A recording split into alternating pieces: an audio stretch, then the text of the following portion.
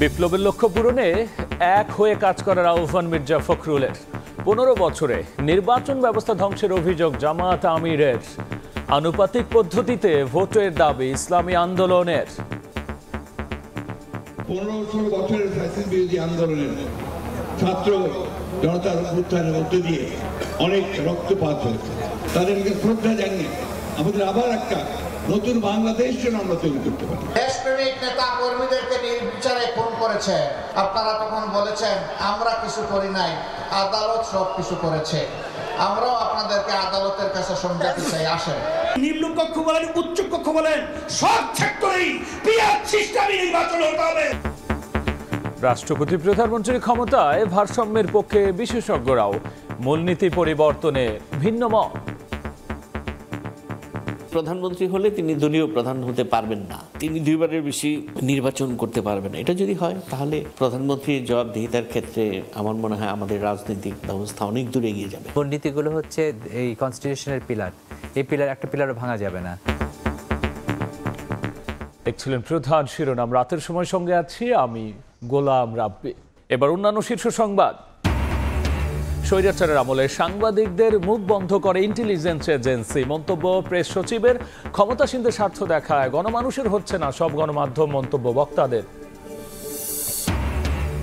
চটপটির দোকান দেখিয়ে ঋণের নামে বিপুল টাকা আত্মসাৎ এস আলমের। 4 ব্যাংক থেকে 1.5 লাখ কোটি টাকারও বেশি লুটপাট।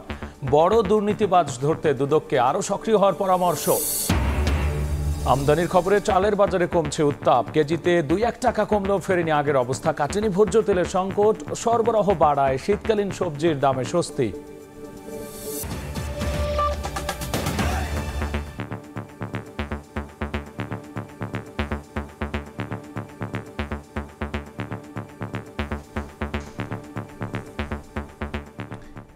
বিভেদ ভুলে একসঙ্গে কাজ করে জুলাই বিপ্লবের চেতনা বাস্তবায়নের আহ্বান জানিয়েছেন বিএনপির মহাসচিব মির্জা ফখরুল ইসলাম আলমগীর। আলাদা কর্মসূচি থেকে অন্তর্বর্তী সরকারকে দ্রুত নির্বাচনের তারিখ ঘোষণারও আহ্বান জানিয়েছেন দলটির অন্য নেতারা। বলেছেন সদিচ্ছা থাকলে সংস্কার চলমান রেখেই 6 মাসের মধ্যে নির্বাচন আয়োজন সম্ভব। প্রায় 1 যুগ নির্বাসিত থাকার পর দেশের মাটিতে পা রেখেই রাজধানীর জিয়া উদ্যানে বিএনপির প্রতিষ্ঠাতা শহীদ রাষ্ট্রপতি জিয়াউর রহমানের মাজারে শ্রদ্ধা জানাতে আসেন যুক্তরাষ্ট্রের ফ্লোরিডা বিএনপির সভাপতি ইমরানুল হক চাকলাদার। প্রবাসী এই নেতার সঙ্গে ছিলেন বিএনপির স্থায়ী কমিটির সদস্য ডক্টর আব্দুল মঈন খান। ফাতেহা পাঠ ও দোয়া শেষে তিনি বলেন, সদিচ্ছা থাকলে বর্তমান সরকারের পক্ষে 6 মাসের মধ্যেই জাতীয় নির্বাচন আয়োজন করা সম্ভব। 3 মাসের মধ্যে 90 দিনের ভিতরে যদি একটি সুষ্ঠু নিরপেক্ষ নির্বাচন করা সম্ভব হয়ে থাকে, যে নির্বাচনটি ছিল বাংলাদেশে 53 বছরের ইতিহাসে সম্ভবত সর্বশ্রেষ্ঠ নির্বাচন, তাহলে আজকে কেন আগামী 6 মাসের মধ্যে নির্বাচন করা সম্ভব না? জাতীয় প্রেস ক্লাবের সামনে আয়োজিত নাগরিক সমাবেশে অন্তর্বর্তী সরকারকে দ্রুত নির্বাচনের তারিখ ঘোষণার আহ্বান জানান বিএনপি চেয়ারপারসনের উপদেষ্টা জয়নুল আবেদিন ফারুক। দ্বিতীয় স্বাধীনতার সম্মান আপনাকে অক্ষুণ্ণ রাখতে হলে অনতিবিলম্বে নির্বাচনের তারিখ আপনাকে ঘোষণা করতে হবে। খামারবাড়ির কৃষিবিদ ইনস্টিটিউশন মিলনায়তনে স্মরণ সভায় যোগ দিয়ে বিএনপির সিনিয়র যুগ্ম মহাসচিব রুহুল কবির রিজভী বলেন, টিউলিপ সিদ্দিকের দুর্নীতি জিনগত সমস্যা।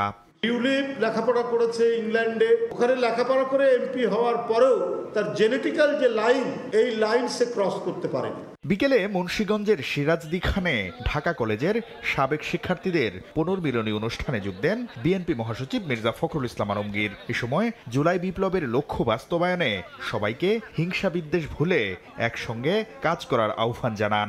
ছাত্র জনতার অভ্যুত্থানের মধ্যে দিয়ে অনেক রক্তপাত হয়েছে, অনেক ছেলেদের প্রাণ দিতে হয়েছে। সকলে একসাথে হয়ে যেন আমরা সমস্ত হিংসা বিভেদ ভুলে গিয়ে আমরা যেন একটা নতুন বাংলাদেশকে আবার সামনের দিকে এগিয়ে নিয়ে যেতে পারি।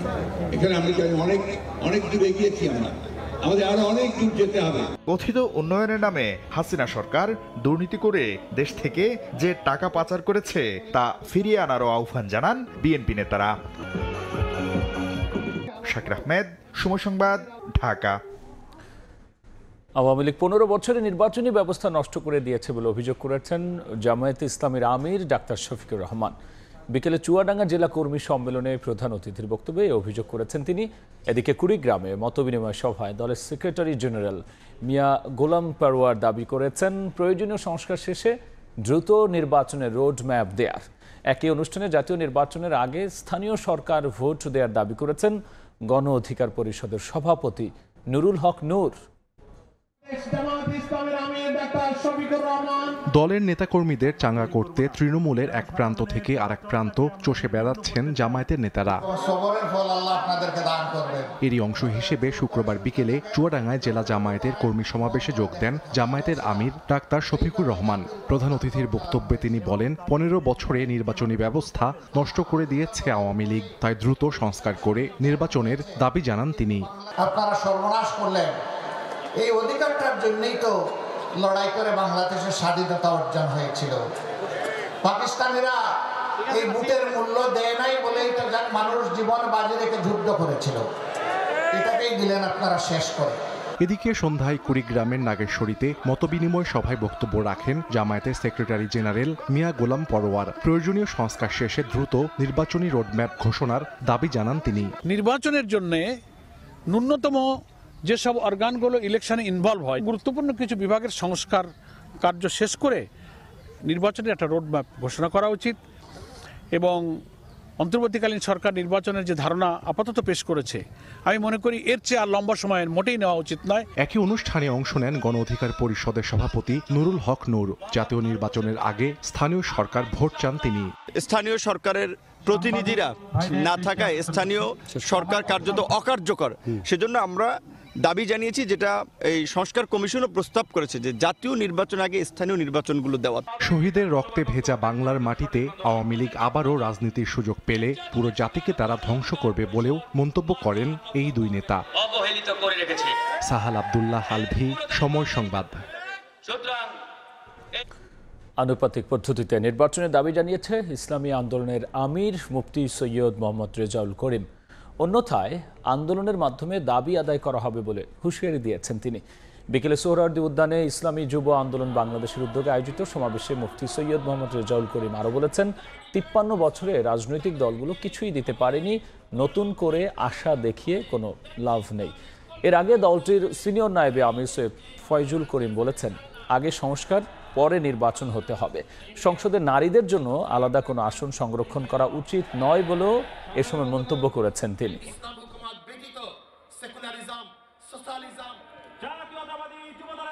সংস্কারের পরেই নির্বাচন হবে। আজকে সংস্কার করতে যারা বাধা সৃষ্টি করেছেন, আমি বলবো দীর্ঘ 16 বছর কোথায় ছিলেন? সব সেক্টরেই পিয়ার সিস্টেমে নির্বাচন হতে হবে। প্রত্যেকটা ভোটারের তাদের ভোটের অধিকার বাস্তবায়িত হবে। বাংলাদেশে জাতীয় সরকার হবে, নারে আমাদের আন্দোলন করার প্রয়োজন হবে। আন্দোলন করব, সংগ্রাম করব, পিয়ার সিস্টেমে নির্বাচন বাস্তবায়ন করে ছাড়বো ইনশাআল্লাহ। প্রধানমন্ত্রী রাষ্ট্রপতির ক্ষমতায় ভারসাম্য, সংসদের নারীদের প্রতিনিধিত্ব বাড়ানোর মতো প্রস্তাবনাকে ইতিবাচক হিসেবে দেখছেন রাজনৈতিক বিশ্লেষক ও আইনজ্ঞরা। তবে সংবিধানের মূলনীতি পরিবর্তন, নির্বাচনে প্রতিদ্বন্দ্বিতা করার বয়স কমানো, দ্বিকক্ষ বিশিষ্ট সংসদ নিয়ে আছে মিশ্র প্রতিক্রিয়া। আর এসব বিষয়ে শুধু রাজনৈতিক ঐক্য নয়, বরং জাতীয় ঐক্যের তাগিদ বিশেষজ্ঞদের। এদিকে সব পক্ষের মতামত নিয়েই চূড়ান্ত সংস্কার প্রস্তাবনা তৈরির আশা জাতীয় নাগরিক কমিটির। হাসান ওয়ালির রিপোর্ট। 5 আগস্ট শেখ হাসিনা সরকারের পতনের পর দাবি ওঠে ফ্যাসিবাদী রাজনৈতিক ব্যবস্থা বিলোপে আমূল সংস্কারের, যার পরিপ্রেক্ষিতে অক্টোবরের প্রথম সপ্তাহে 6টি সংস্কার কমিশন গঠন করে ডক্টর মোহাম্মদ ইউনূসের অন্তর্বর্তী সরকার। বুধবার সংবিধান সংস্কার কমিশন, নির্বাচন ব্যবস্থা সংস্কার কমিশন, পুলিশ প্রশাসন সংস্কার কমিশন ও দুর্নীতি দমন সংস্কার কমিশনের সংস্কার প্রস্তাবনা জমা পড়ে প্রধান উপদেষ্টার কাছে। সংবিধান সংস্কার কমিশনের প্রস্তাবনায় নির্বাচনী প্রতিদ্বন্দ্বিতার বয়স কমিয়ে 25 থেকে 21, দ্বিকক্ষ বিশিষ্ট পার্লামেন্ট, নারীদের জন্য আলাদা 100 আসন, গণপ্রজাতন্ত্রী বাংলাদেশের নাম বদলে জনগণতন্ত্রী, মূলনীতি পরিবর্তন সহ দেওয়া হয়েছে নানা প্রস্তাবনা। অন্যদিকে নির্বাচন কমিশনকে শক্তিশালী করতে প্রস্তাবনা দিয়েছে বদিউল আলম মজুমদারের কমিশন। এসব প্রস্তাবনা নিয়ে মিশ্র প্রতিক্রিয়া রাজনৈতিক বিশ্লেষক এবং আইনজ্ঞদের। যদি ম্যানেজ করতে পারে। দুইবারের বেশি প্রধানমন্ত্রী না হওয়া ইলেকটোরাল ভোটে রাষ্ট্রপতি নির্বাচনের প্রস্তাবনাকে স্বাগত জানাচ্ছেন অধ্যাপক সাব্বির আহমেদ। তবে সংবিধানের মূলনীতি পরিবর্তন নিয়ে আপত্তি তার। আপনি যদি একটা স্টুডেন্টকে 21 বছরে তাকে নির্বাচন করার সুযোগ করে দেন, তো সে তো তার পড়ালেখাই শেষ করতে পারবে না। তিনি প্রধানমন্ত্রী হলে তিনি দলীয় প্রধান হতে পারবেন না, তিনি দুইবারের বেশি নির্বাচন করতে পারবেন না। এটা যদি হয় তাহলে প্রধানমন্ত্রীর জবাবদিহিতার ক্ষেত্রে আমার মনে হয় আমাদের রাজনৈতিক ব্যবস্থা অনেক দূরে এগিয়ে যাবে। ধর্মনিরপেক্ষতাবাদ বলেন, তারপরে বাঙালি জাতীয়তাবাদ, এই প্রশ্নগুলো বা এই জিনিসগুলো তো কোনো ব্যক্তির ইচ্ছায় এখানে আসে নাই, এটা এই জাতির দীর্ঘ সংগ্রামের মধ্য দিয়ে। অনেকটা একই রকম অভিমত সংবিধান বিশেষজ্ঞ অ্যাডভোকেট আহসানুল করিমের। জাতীয়তাবাদ, সমাজতন্ত্র, গণতন্ত্র ও ধর্মনিরপেক্ষতাকে বিদ্যমান সংবিধানের ভিত্তি উল্লেখ করেন তিনি। বলেন, স্বৈরতন্ত্র ঠেকাতে ক্ষমতা কাঠামোর আরও সুনির্দিষ্ট প্রস্তাবনা জরুরি। কেন এখানে নিম্নকক্ষ করা হলো, তাদের কাজ কি, আবার উচ্চকক্ষ করা হলো, তাদের কাজ কি, সেটা কিন্তু এখানে বলা নাই। এই মূলনীতিগুলো হচ্ছে এই কনস্টিটিউশনের পিলার, এই পিলার একটা পিলারও ভাঙা যাবে না। সুতরাং এগুলোকে তো সুপারিশ করলে হবে না, তো আগামী সংসদ যদি চায়ও সেটা করতে পারবে না। নির্বাচন কমিশনকে শক্তিশালী করতে নির্বাচন ব্যবস্থা সংস্কার কমিশনের প্রস্তাবনাকে ইতিবাচক হিসেবে দেখছেন দুই বিশ্লেষকই। তবে ইভিএম বাতিল করা নিয়ে আছে ভিন্ন মত। ইভিএম এর মাধ্যমে যত রকম কারচুপি করা সব করেছে, সুতরাং আমি সংস্কার যারা করেছেন তাদের সাথে আমি একমত। সারা দুনিয়া যেখানে ইলেকট্রনিক ভোটিং মেশিনের দিকে যাচ্ছে, সেখানে এই সংস্কার কমিশন এসে এটাকে বাদ দিয়ে দিয়েছে। সংবিধানের মূলনীতি সহ স্পর্শকাতর বিষয় পরিবর্তনে শুধু রাজনৈতিক ঐকমত্য নয়, জাতীয় ঐকমত্যের উপর জোর বিশেষজ্ঞদের।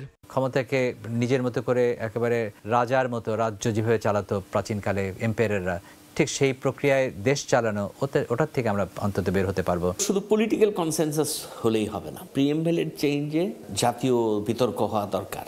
সব পক্ষের মতামত নিয়ে ঐকমত্যের মধ্য দিয়ে চূড়ান্ত সংস্কার প্রস্তাবনা তৈরি হবে বলে আশাবাদ নাগরিক কমিটির। ঠিক কতটুকু সংস্কারকে তারা ফেয়ার মনে করছেন, যদি সেটা উত্থাপন করা যায় তাহলে আলোচনা টেবিলে আলাপ হতে পারে যে এইটা আরেকটু বাড়ানো সম্ভব না কমানো সম্ভব। সংস্কার প্রস্তাবনা নিয়ে ফেব্রুয়ারি থেকে রাজনৈতিক দলগুলোর মতামত নেবে অন্তর্বর্তী সরকার, তারপরই তৈরি হবে চূড়ান্ত সংস্কার প্রস্তাবনা।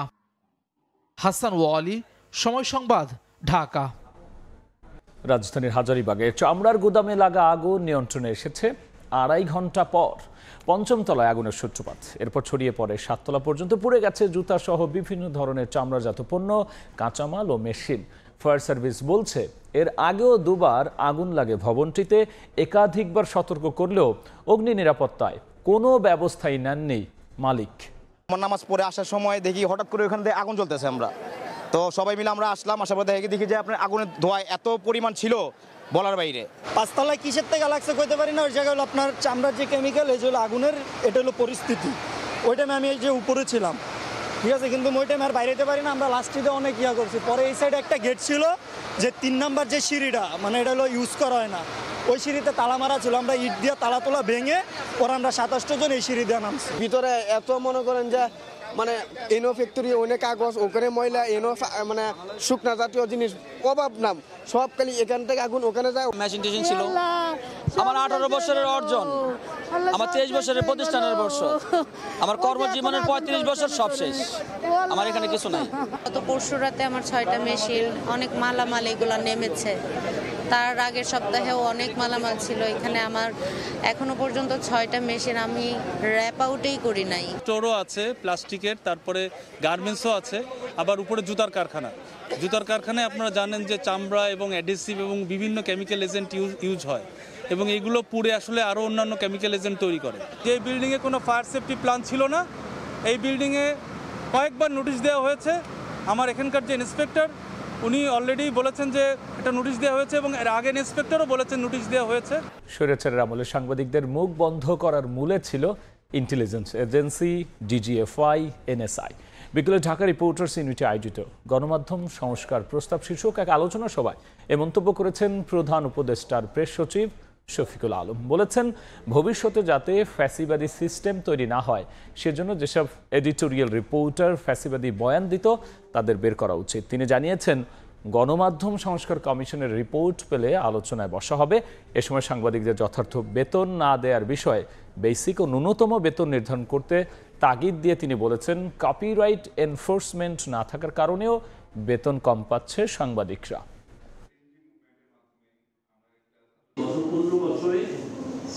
আমাদের মুখ সংবাদপত্রের মুখ বন্ধ করে দেওয়ার মূল উপাদানগুলোর মধ্যে ছিল ইন্টেলিজেন্স। বিজেপির একটা ফোন আসলে আপনি নিউজটা নামিয়ে ফেলছেন। একটা লোক 15 বছর ধরে এডিটোরিয়াল লিখেছে, আমরা জানি উনি প্যাসিভালি ছিলেন, কি ভয়াবহ ভয়। তো আমার কাজটা কি হবে? ওনার কাজটাকে পুরো 15 বছরে ওনার যতগুলো দেখা সবগুলোকে আমি কালেক্ট করি, যাতে আমরা ফিউচারে আর একটা প্যাসিভালি সিস্টেম না তৈরি হয়। গণমাধ্যম সংস্কার কমিশন হয়েছে, খুবই ভালো একটা রিপোর্ট আমরা পাবো এবং রিপোর্ট পেলে সেটা নিয়ে আবার আমাদের মধ্যে ডিসকাশন হবে। কপিরাইট এনফোর্সমেন্টটা খুব জরুরি। এই যে চুরি করার কারণে আমার আপনার বেতনটা কমে যাচ্ছে।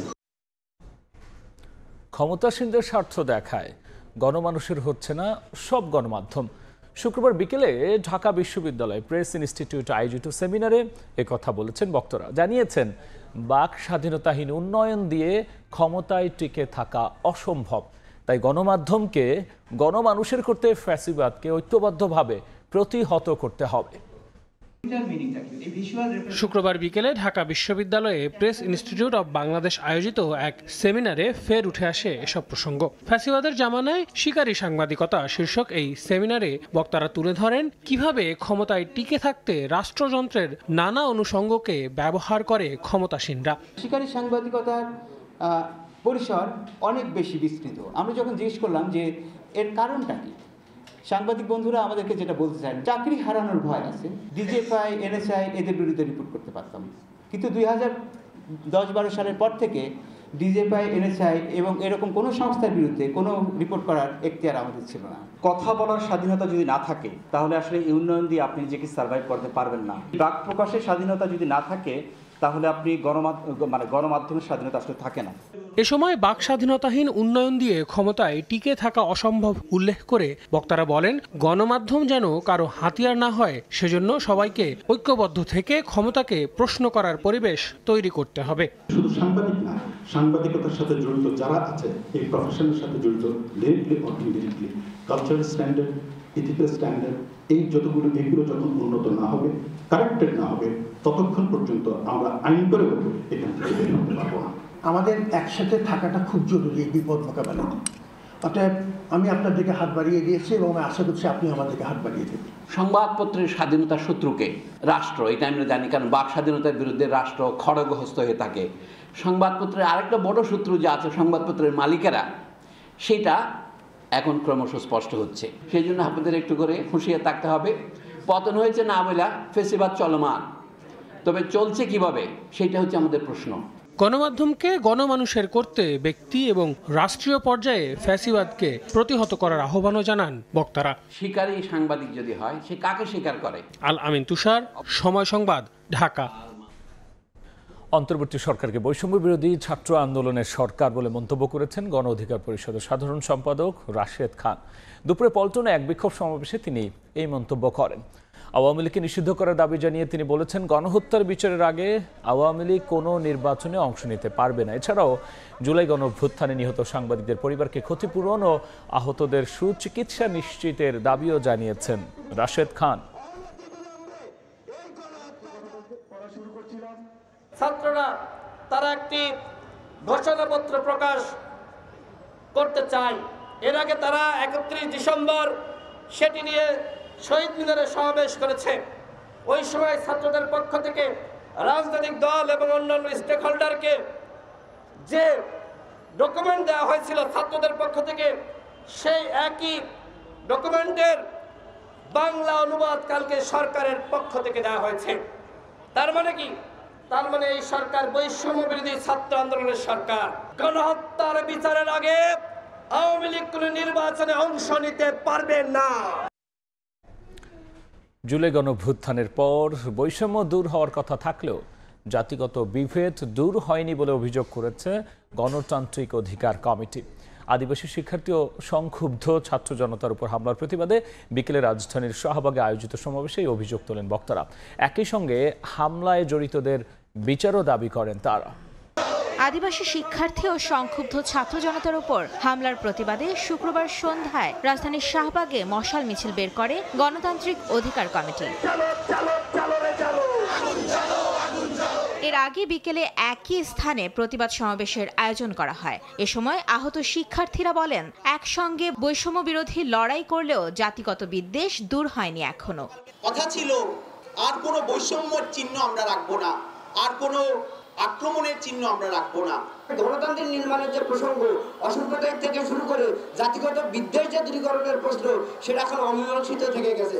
নিজ দেশের ভেতরের শত্রুকে চিহ্নিত করতে পারলে জাতীয় ঐক্য গড়ে তোলা সম্ভব হবে বলে জানান বক্তারা। জুলাই অভ্যুত্থানেও এখানে কোনো ভেদাভেদ ছিল না, ঐক্যবদ্ধ হয়েছিল।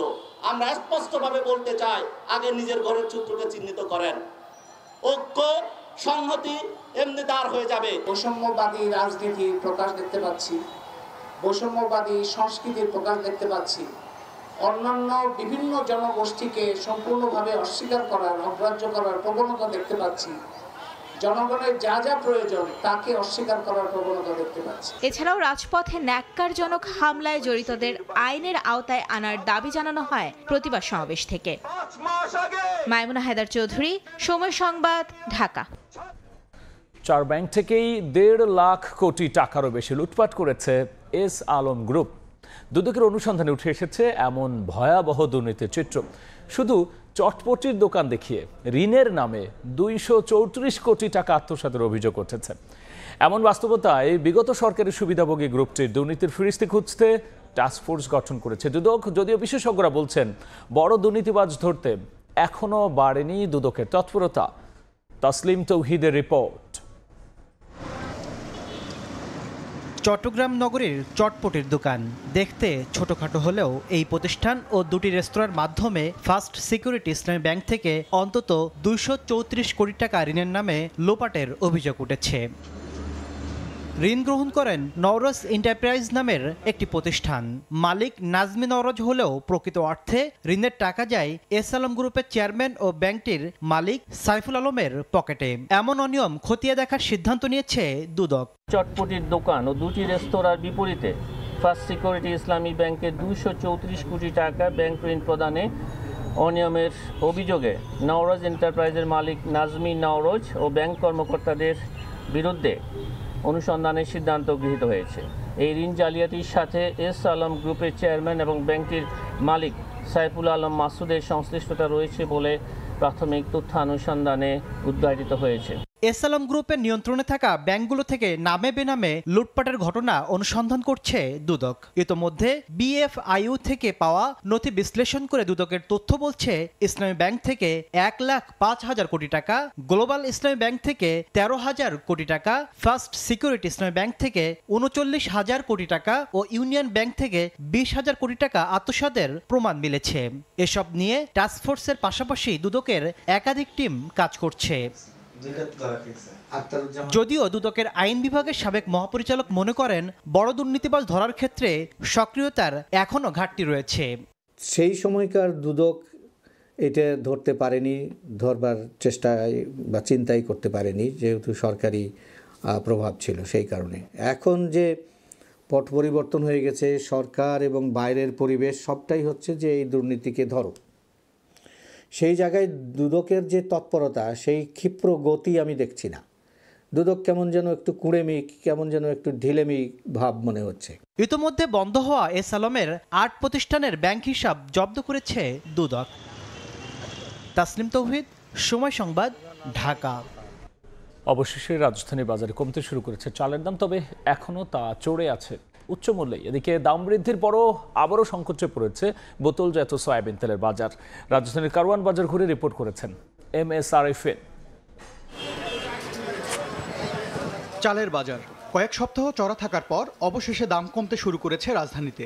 শুক্রবার সকালে কারওয়ান বাজারের বিক্রেতারা জানান, বিড়ি 28 কেজিতে 1 থেকে 2 টাকা কমে বিক্রি হচ্ছে 57 থেকে 58 টাকায়। মানভেদে নাজির শাইলের দাম কমেছে কেজিতে 2 টাকা। তবে মিনিকেটের দাম কমতির কোনো খবর নেই বিক্রেতাদের কাছে। প্রতি কেজি বিক্রি হচ্ছে 78 থেকে 79 টাকায়। ব্যবসায়ীরা বলছেন, ভারত থেকে চাল আমদানির খবরে মিলাররা মজুত করা চাল বাজারে ছাড়তে শুরু করায় দাম কমছে। চালের বাজারে দাম ঊর্ধ্বগতি, সাধারণ মানুষের নাগালের বাইরে চলে যাচ্ছে। কেমরের দাম বাড়িয়ে যাচ্ছে, ভ্যাট ট্যাক্স বেড়ে গেছে নাকি। কোনো অভাব নাই, কোনো কিছু নাই, তারপরও এর বাজার আসলে কিন্তু আমরা একদম হতাশ হয়ে যায়। বড় বড় মিল যারা আছে ওরা ধান একসাথে বেশি কিনে মজুত করে ফেললে অন্য ছোট মিলার যারা আছে ওরা পারছে না পাওয়ার কারণে ওরা বলতেছে যে ধানের অভাব। ইন্ডিয়ান মালটা যদি অ্যাভেলেবল হয় তখন হয়তো একটু কমে বিক্রি করতে পারবো বা কমে কিনতে পারবো। বাজারে বোতলজাত সয়াবিন তেল হাওয়া করে দিয়ে দাম বাড়িয়ে নেয়ার পর আবারও দাম বৃদ্ধির পায়তারা করছে কর্পোরেট প্রতিষ্ঠানগুলো। এমন অভিযোগের পক্ষে ব্যবসায়ীদের যুক্তি, বোতলজাত সয়াবিন তেলের সরবরাহ কমিয়ে দিয়েছে প্রতিষ্ঠানগুলো। বেশি দামে তেল কেনার অভিযোগ ভোক্তারও। গায়ের দামে থেকে 10 টাকা করে বেশি নিচ্ছে, কিছু করার নাই, যেহেতু তেল পাই না আমাদের তো খেতেই হবে। খোলা সয়াবিনের বাজার সংকট থাকা কথা, ওই জায়গায় এখন সংকট দেখা যাচ্ছে ইনটেক তেলে। তারা কি করতেছে, আগের মালগুলো তারা আগে ভাগে স্টক সিন করে ফেলতেছে, যাতে করে যে নতুন যে রেটটা আসবে ওই হিসাবে, যার কারণে কিন্তু আমাদের মার্কেটে ঘাটতি সৃষ্টি হচ্ছে। এদিকে পর্যাপ্ত সরবরাহ থাকায় কমেছে শীতকালীন সবজির দাম। বেশিরভাগ সবজি মিলছে 20 থেকে 40 টাকা প্রতি কেজিতে। সিজনাল যে সবজিগুলো আছে সব আলহামদুলিল্লাহ ভালো। শীতকালীন হিসাবে মোটামুটি সব সবজি আমদানি আছে থাকার কারণে সবজির দাম কম। বাজারে নতুন আলু বিক্রি হচ্ছে 30 থেকে 35 টাকা দরে, যা গত সপ্তাহে বিক্রি হয়েছে 40 থেকে 45 টাকায়। পুরাতন দেশি পেঁয়াজ 90 টাকা আর নতুন মুড়ি কাটা পেঁয়াজ বিক্রি হচ্ছে 50 থেকে 60 টাকায়। MS আরিফিন, সময় সংবাদ, ঢাকা। এদিকে ফ্র্যাঞ্চাইজি ক্রিকেট নিয়ে দীর্ঘদিনের চাওয়া পূরণ হচ্ছে দেশের নারী ক্রিকেটারদের। 3 দল নিয়ে ফেব্রুয়ারিতে মাঠে গড়াচ্ছে উমেন্স বিপিএল। খেলা হবে রাউন্ড রবিন লিগ পদ্ধতিতে। 8 দিনের এই টুর্নামেন্টে ম্যাচ হবে 7টি। প্রতি দলে 1 জন করে বিদেশি খেলোয়াড় সুযোগ থাকছে। সবগুলো ম্যাচই হবে মিরপুরে। উইমেন্স বাংলাদেশ প্রিমিয়ার লিগ এটা আমরা আয়োজন করব। 3টা দল নিয়ে এটা করার পরিকল্পনা করা হয়েছে এবং এটা এই বিপিএল শেষ হবার পরপরই অনুষ্ঠিত হবে এবং এর ডিউরেশন 8 থেকে 9 দিনের মতো ডিউরেশনের মধ্যে শেষ হবে। অলরেডি আমরা কিছু ফ্র্যাঞ্চাইজির সাথে কথা বলেছি এবং তারা আগ্রহ দেখিয়েছে। আমরা আশা করছি যে এটা নারী ক্রিকেটকে আরেকটা লেভেলে হয়তো উন্নীত করতে পারবে। মেয়েদের এইটার ব্যাপারে আমরা রিসেন্ট বিপিএলের যে অভিজ্ঞতা সেটাকে ডেফিনেটলি আমরা কাজে লাগাবো। এ পর্যায়ে শীর্ষ সংবাদ জানিয়ে দিচ্ছি আরও একবার। বিপ্লবের লক্ষ্য পূরণে এক হয়ে কাজ করার আহ্বান মির্জা ফখরুলের। 15 বছরে নির্বাচন ব্যবস্থা ধ্বংসের অভিযোগ জামায়াতের। আনুপাতিক পদ্ধতিতে ভোটের দাবি ইসলামী আন্দোলনের। স্বৈরাচারের আমলে সাংবাদিকদের মুখ বন্ধ করে ইন্টেলিজেন্স এজেন্সি, মন্তব্য প্রেস সচিবের। ক্ষমতাসীনদের স্বার্থ দেখায় গণমানুষের হচ্ছে না সব গণমাধ্যম, মত বক্তাদের। এই ছিল আমার কাছে থাকা রাতের সময়। সঙ্গেই থাকুন সময়।